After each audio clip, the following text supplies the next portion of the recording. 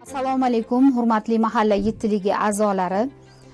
Yurtboshimiz e'tirof qilganlaridek, mahalla davlat va xalq o'rtasidagi asosiy ko'prikdir. Shuning uchun ham yurtboshimiz tashabbuslari va yurtboshimiz rahbarliklarida mahalla institutiga, mahallaga katta e'tibor qaratildi va mahalla yettiligi a'zolari bugun o'sha o'zini hududida barcha fuqarolar, aholi muammolarini hal etishda eng masalalarni hal qiluvchi, birlamchi va eng asosiy ko'makchiga aylanib bormoqda. Bu albatta katta mas'uliyat va javobgarlik talab qiladi. Shuning uchun ham mahalla yettiligi a'zolarini bugungi davr taqozosidan kelib chiqib, O'zbekiston Respublikasi Oila va Xotin-qizlar qo'mitasi tizimida mahalla yettiligining eng asosiy ko'makchisi bo'lgan, ya'ni mahalla xotin-qizlar masalalari bilan shug'ullanuvchi mahalla xotin-qizlar faollari vazifalari va ularni mahalla yettiligi hamkorligi bilan hamkorlikdagi ishlari haqida to'xtalib o'tamiz. Bugungi kunda mahalla faoli kim? Mahalla faoli o'zini hududida obro' va e'tiborli, namunali shaxs bo'lgan va o'zini o'sha yashayotgan aholi bilan birgalikda yashayotgan o'zini joyida oilasi bilan namunali deb e'tirof etilgan va o'zi ham barcha xislatlarni o'zida mujassam qilib har tomonlama bilim va ko'nikmaga ega bo'lgan va ayollar masalalarini hal qilishda eng birinchi bo'lgan ko'makchi o'sha mahalla xotin-qizlar faoli hisoblanadi. Respublikadan mahalla darajasigacha bo'lgan vertikal tizimda aynan shu masalalar, ya'ni mahalla yettiligi bilan olib borilayotgan ishlarga katta e'tibor qaratilib, ayniqsa xotin-qizlar faollari vazifalarining masalasi dolzarbligi va bugungi kun mamlakatimizga xotin-qizlarga yaratib berilayotgan shart-sharoitlar, imkoniyatlardan oqilona foydalanish va ularni ayollarimiz, xotin-qizlarimizga to'g'ri va xalqchil tilda tushuntirish bugun aynan mahalla xotin-qizlar faollarining asosiy vazifasiga aylanmoqda. Xotin-qizlar faollari Prezidentimiz tomonidan 209-sonli farmonda har bitta mahalla yettiligini a'zolarining vazifalari belgilangan jarayonda mahalla xotin-qizlar faollarining ham vazifalari belgilab berildi. Mahalla xotin-qizlar faollari eng avvalo o'zini hududida yashovchi barcha xotin-qizlar faollarining ijtimoiy siyosiy faolligini oshirish, ularni ta'lim imkoniyatlarini kengaytirishga ko'maklashishga mas'ul hisoblanadi. Bunda mahalla hududidagi har bitta o'sha ta'lim muassasasiga kirib, o'quvchi qizlar bilan uchrashib, ularni ta'lim olishga bo'lgan qiziqishini oshiradi va har oyda mana shu qizlarni ta'limga bo'lgan, hozirgi kunda oliy ta'limga ayniqsa bo'lgan e'tibor, oliy ta'limga bo'lgan qiziqishlarni uyg'otishlarda katta yordam beradi. Ikkinchisi, xotin-qizlarning bandligini ta'minlash. Bu masala bugungi kunda eng respublikamizdagi dolzarb muammolar va masalalardan biri hisoblanadi. Ya'ni xotin-qizlarni ishsizligini oldini olish, o'zini band qilish, har bitta oiladagi xotin-qizni bir hunar bilan, bir ish bilan band qilish nuqtai nazaridan o'zini targ'ibot ishlarini olib boradi. Har oyda kamida 5 ta xotin-qizni mahalla xotin-qizlar faoli kasanachilikka, hunarmandchilikka va albatta o'zini o'zi band qilish uchun tadbirkorlik nuqtai nazaridan ham targ'ibot ishlarini olib boradi va ularni bandligini ta'minlashda ko'maklashadi. Ayniqsa hozirgi paytda kambag'allikdan farovon hayot sari dasturi asosida respublikamizdagi eng dolzarb masala bo'lgan kambag'allikni qisqartirish jarayonlarida xotin-qizlarimizni ish bilan ta'minlanishi, ularni doimiy daromadga ega bo'lib, doimiy ish bilan band bo'lishliklari asosiy masala hisoblanadi. Shuning uchun ham mahalla xotin-qizlar faoli har kuni har bir xonadonda ayollarni, xotin-qizlarni ro'yxatini olib, ularni bandlik masalalariga alohida e'tibor qaratishi lozim. Mahalla xotin-qizlar faoli o'zini hududidagi oilaviy ajrim yoqasida bo'lgan, ya'ni oilaviy nizoli oilalarni aniqlab, ular bilan yakka holatda ish olib borishi lozim. Bunda mahalla xotin-qizlari faoli har bir oilaga kirib borib, uni ro'yxatga olish jarayonida o'zini mahallasidagi jamoatchilik tuzilmasi bo'lgan oqila ayollar harakati a'zolari, ayollar maslahati kengashi a'zolari va o'zini hududidagi eng faol bo'lgan jamoatchi, faol xotin-qizlarni jalb qilgan holda o'zini hududidagi ko'chadagi ko'cha boshilari orqali, uy boshilari orqali har bir xonadondagi vaziyatni shular jamoatchilik tuzilmalari bilan birga nazoratini olib borish kerak va qaysidir oilada nizo kuzatilayotgan bo'lsa yoki ajrim yoqasidagi bir ayrim holatlar qayd etilayotgan, salbiy holatlar qayd etilayotgan oilalarni yarashtirish choralarini ko'rib, ularni bartaraf etishi lozim hisoblanadi. Va albatta bu borada mahallada oilaviy qadriyatlarni mustahkamlash komissiyasi, xotin-qizlar bilan ishlash komissiyasi a'zolari ham oilaviy masalalarda katta e'tibor qaratishadi va ular mahalla xotin-qizlar faoliga ko'maklashadi.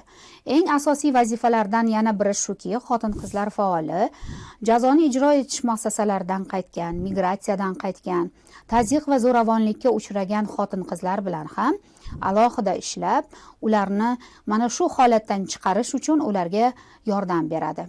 Mahalladagi profilaktika inspektori bilan birgalikda jazoni ijro etish muassasasidan qaytgan yoki uzoq xorij safaridan qaytgan xotin-qizlarimizni, ayniqsa tazyiq va zo'ravonlikka uchragan xotin-qizlarni, oilalarini va ularning oila a'zolari bilan ishlash tizimida o'zini o'sha jamoatchilik tuzilmalari bilan birgalikda masalani bartaraf qilishga harakat qiladi va ayniqsa nizoli vaziyat kuzatilayotgan, tazyiq va zo'ravonlikka uchragan xotin-qizlarni profilaktika inspektoriga aniqlab, o'z vaqtida aniqlab, ularga ro'yxatlarni taqdim qilishi lozim va o'zini nazoratidan ham chetda qoldirmay, deyarli kunlik bo'lsa-da bu oila holidan xabar olishlari lozim hisoblanadi.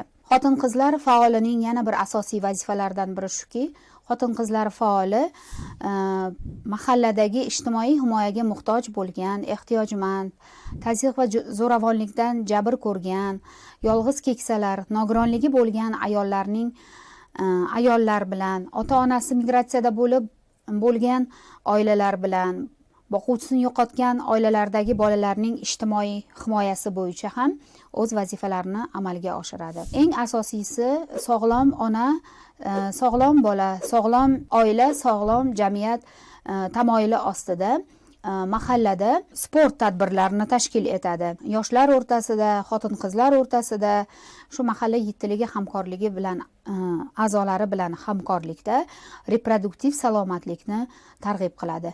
Bunda asosan mahallada erta turmush qurish, erta tug'ruqni asoratlari, shuningdek qarindosh urug'lar o'rtasidagi nikohlar haqida va o'sha nikohlarni kelajakdagi salbiy holatlari bo'yicha aholi o'rtasida, xotin-qizlar o'rtasida va yosh qizlar o'rtasida tushunchalar olib boradi. Albatta bu o'rinda mahalla xotin-qizlar faolini bir o'zi emas, albatta har bir mahallada, har bir tumanda tibbiyot birlashmalari, oilaviy poliklinikalar, tibbiyot muassasalari bilan hamkorlikda bu ishlarni amalga oshiradi. Yuqorida aytib o'tdik, Prezidentimiz tashabbuslari bilan mahalla yettiligi faoliyat yuritmoqda. Bugun mahalla yettiligidagi mahalla hududining o'sha rahbarligini amalga oshirayotgan mahalla raisi o'z navbatida o'zini yettilik a'zolari bilan birgalikda barcha ishlarni muvofiqlashtirib olib bormoqda.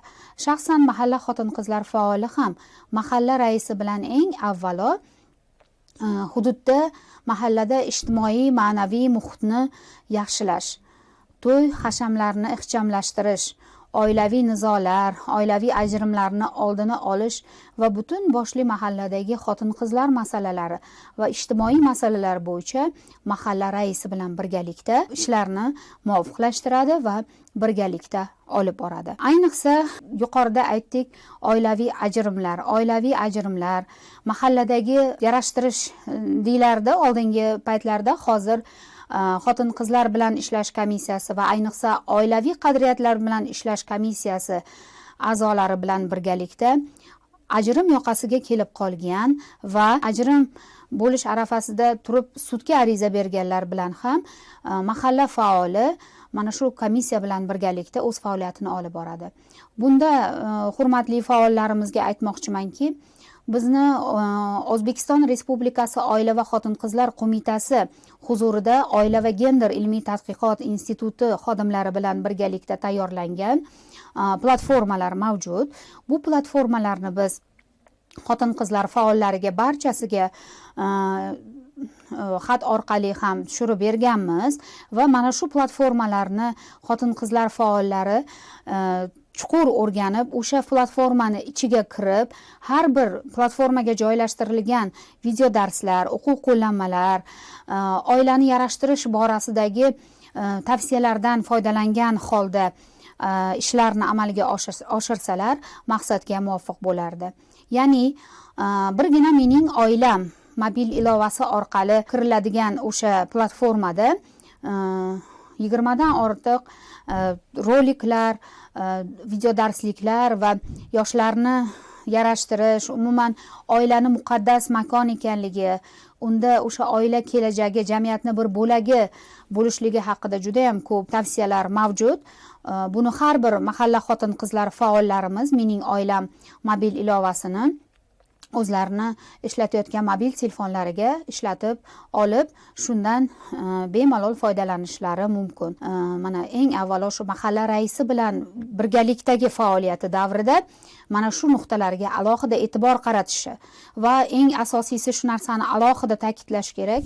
Vazirlar Mahkamasining 292-sonli qaroriga asosan mahalla xotin-qizlar faollarining faoliyati samaradorligining ko'rsatkichlariga ham aynan mahalla raisining KPI ko'rsatkichlariga o'sha mahalla raisi tomonidan berilgan topshiriqlarni bajarilishi va ijro intizomiga rioya qilinishi ham mahalla xotin-qizlar faolining KPI, ya'ni faoliyati samaradorlik ko'rsatkichlariga kiritilganligini alohida aytib o'tmoqchiman va har chorakda bu jarayonlar, ya'ni KPIlari mahalla xotin-qizlar faollarini hamkorlikda mahalla yetiligi bilan olib borgan faoliyatlarini har bir o'sha qilayotgan faoliyatlari KPI ko'rsatkichlarida belgilanib, har chorak baholanib, yaxshi va a'lo o'zlashtirgan xotin-qizlar faollari albatta tegishli tartibda qonunchilik talablaridan kelib chiqib rag'batlantirish choralari ko'rib kelinmoqda. Endi mahallada bizga avval o'tgan yillarda mahalla beshligi faoliyat yuritayotgan bir paytda bizga mahallaga aynan zarurat bo'lib tug'ilib qolgan o'sha ijtimoiy xodim va hokim yordamchisini berilishi ayni muddao bo'ldi. Va bu borada xotin-qizlarimizni har tomonlama ishsizligini yo'qotib va ularni hozirgi yaratilayotgan imkoniyatlardan kelib chiqib imtiyozli kreditlar berish, ularni tadbirkorliklari uchun subsidiyalar va umumiy o'sha imtiyozlardan foydalanishlari uchun mahalla xotin-qizlar faollarimiz o'sha mahalla hamkorligidagi yettilik a'zosi bo'lgan hokim yordamchisi bilan juda katta ishlarni amalga oshirishlari lozim. Bu borada hokim yordamchilarimiz hozirgi qonunchilikdan kelib chiqib yangi davlatimiz rahbari tomonidan imtiyoz ravishda berilayotgan subsidiyalar, ayollarimizga kreditlarni imtiyozli ravishda berilishini ta'minlashda birgalikda harakat qilishlari lozim. Ayniqsa xotin-qizlarimizni bandlik masalalarida mahallani drayveridan kelib chiqib, ularni kasanachilikka, hunarmandchilikka, tadbirkorlik faoliyatini kengaytirish uchun, ularni norasmiy band bo'lgan bo'lsa, rasmiy band bo'lishlari uchun ham birgalikda ular bilan hamkorlikda faoliyat yuritadi. Shu o'rinda soliq inspektorini ham vazifasini alohida aytib o'tishimiz lozim. Soliq inspektorlari soliq inspektorlari ham mahalla hududidagi ayniqsa norasmiy band bo'lgan xotin-qizlarni rasmiy band bo'lishlari uchun va albatta o'zini tadbirkorligi to'xtab qolib yoki bo'lmasam tadbirkorlik faoliyatini boshlamoqchi bo'lgan xotin-qizlarimizga ham mahalla xotin-qizlar faoli soliq inspektori bilan birgalikda yordam berishadi. Ya'ni bugungi kunda turli xil soliq imtiyozlari yaratilyapti. Mana xotin-qizlarimiz uchun, aholi uchun soliq imtiyozlari mavjud. Mana shu soliq imtiyozlarini har bir mahalla aholisi yoki har bir xotin-qiz ham gazeta jurnallarda yoki ommaviy axborot vositalarida o'qib ulgurmagan bo'lishi mumkin. Shu o'rinda mahalla xotin-qizlar faoli bilan soliq inspektorining vazifasi mana shu mahalla telegram guruhlarida, mahallada targ'ibotlarni olib borib, hozirgi soliq imtiyozlari, tadbirkorlik faoliyatlarini kengaytirish uchun zarur bo'lgan yangi imkoniyatlar va yana aksincha tadbirkorlik faoliyati to'xtab qolgan xotin-qizlar bo'lishi mumkin. Ana shunday xotin-qizlarimizga yoki tadbirkorlikni boshlamoqchi bo'lgan xotin-qizlarga o'z amaliy yordamlarini ko'rsatib keladi. Yana eng asosiy yoshlar yetakchisi. Yoshlar yetakchisi bilasiz, mahallada eng faol, eng yosh mahalla yetiligi a'zosi hisoblanadi. Bizni xotin-qizlar faollarimiz ham mahalla yoshlar yetakchisi bilan juda ham hamkorlikda juda ko'p tadbirlarni, ya'ni ularni sport sohasida yosh oilalar bilan ishlash, yosh oilalarni nizoli vaziyatlardan olib qolish, ularni hayotga to'g'ri yo'naltirish, ayniqsa endi yangigina to'y bo'lgan yoshlarimizni tumanda tashkil qilingan, hammasini o'zini hududidagi tumanida tashkil etilgan yoshlarni oilaviy hayotga tayyorlash maktablariga jalb qilish va albatta bu borada yoshlar bilan yana turli xil tadbirlar, sport tadbirlarini birgalikda amalga oshiradi. Biz yuqorida ham aytib o'tdik, mahallada profilaktika inspektorini o'rni juda ham katta. Har bir xodimni o'z o'rni bo'lgandek, mahalla profilaktika inspektori bevosita o'sha tinchlik va xavfsizlikni ta'minlovchi yettlik a'zosi hisoblansa, bu borada bizni xotin-qizlar faollarimizning ham yordamlari juda beqiyos. Chunki bu jarayonda mahalla xotin-qizlar faoli biz jamoatchilik tuzilmalari bilan deb yuqorida ham aytdik, har bitta jarayonda o'zini oqila ayollar harakati, ayollar maslahati kengashi a'zolari va o'zini faollari orqali, ko'cha boshilari orqali xonadonlarda sodir bo'lgan vaziyatlar haqida kerak bo'lsa kunlik ma'lumotlarni profilaktika inspektoriga berib borishi lozim. Ayniqsa tazyiq va zo'ravonlikka uchragan xotin-qizlarni joyida yordam ko'rsatish, zo'ravonlik ko'rsatgan shaxs bilan tuzatish dasturlarini olib borishda ham mahalla xotin-qizlar faolining o'rni juda ham beqiyos.